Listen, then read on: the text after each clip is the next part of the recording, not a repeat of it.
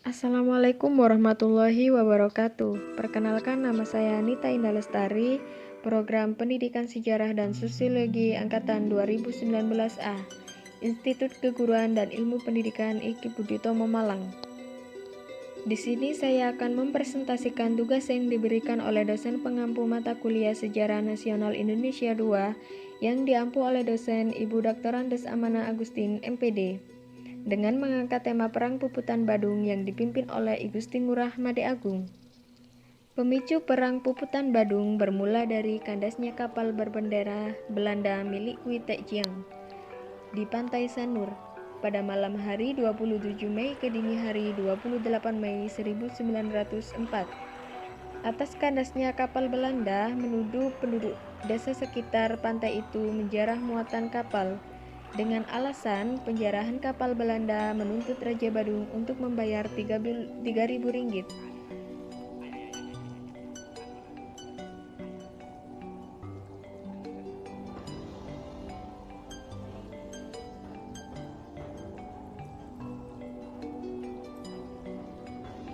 Akan tetapi Raja Badung menolak. Raja Badung meyakini apa yang dilakukannya tidak melanggar aturan. Singkat cerita, penolakan Raja Badung segera dijawab dengan aksi militer.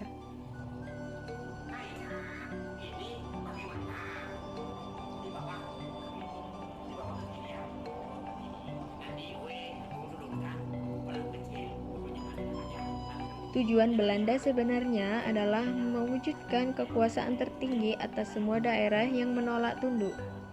Kendati demikian, sebelum melakukan aksi militer, Gubernur Jenderal Hindia Belanda, Van Houts, mengirim surat terlebih dahulu kepada Menteri Jajahan pada Oktober 1905.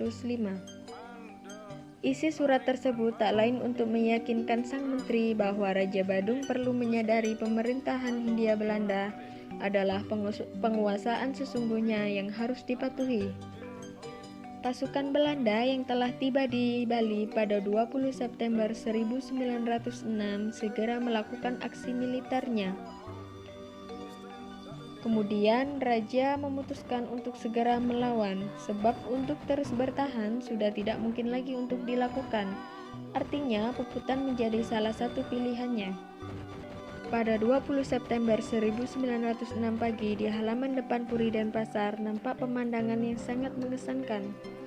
Digambarkan mulai dari raja, permaisuri, pangeran, pelayan, pendeta, dan seluruh warga kerajaan memakai pakaian serba putih yang dilengkapi keris bersenjata. Kemudian, raja memerintah agar Puri dibakar dan semua yang dapat dirusak supaya segera dihancurkan. Rombongan raja yang terus bergerak sampai akhir mereka bertemu dengan pasukan infanteri dari Batalion ke-11. Kala itu mereka dipisahkan oleh sebidang tanah lapang. Saat pasukan Belanda memerintahkan agar tidak bergerak, yang didapat malah sebaliknya. Rombongan raja bergerak cepat ke depan dan akhirnya berlari menuju kubu lawan. Karena itu pasukan Belanda melepas tembakan pertama. Di antara mereka yang gugur pertama adalah Raja Badung. Namun bukannya mundur, perlawanan semakin deras. Mereka kemudian mencoba menyerang sampai akhir diberdel oleh peluru. Para prajurit Bali yang luka ringan pun menikam sampai mati. Peristiwa Puputan pun hanya berlangsung selama 1 jam, yakni 11 hingga 12 siang. Selepas itu kemudian menjadi sunyi, sepi dan timbunnya mayat yang menggunung di lapangan. Dari peristiwa itu, syair ciptaan Raja I Gusti Ngurah Made Agung yang memiliki kehormatan Ide Batara Cokrok Mantuk Ringrana, yang berarti raja yang gugur di medan laga. Sebelum dirinya tewas dalam perang dapat didalami kematian sebagai muara dari kesejatian jalan hidup. Mati bukanlah kesia-siaan ataupun sebaliknya, tidak menyia-nyiakan kematian. Baginya lebih baik mati daripada hidup terjajah. Sang raja akhirnya gugur. Perang usai dengan kemenangan di pihak Belanda. Meski begitu, kisah nyata Perang Puputan Badung selalu dikenang. Medan tempurnya kini diabadikan sebagai area monumen di Denpasar.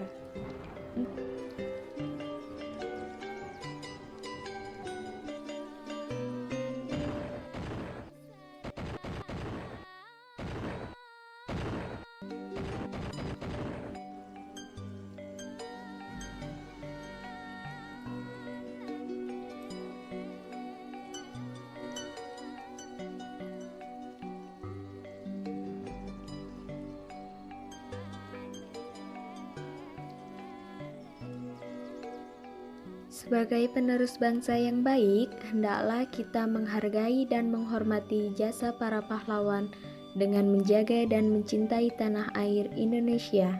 Sekian, semoga dapat menjadi pembelajaran untuk kita semua. Wassalamualaikum warahmatullahi wabarakatuh.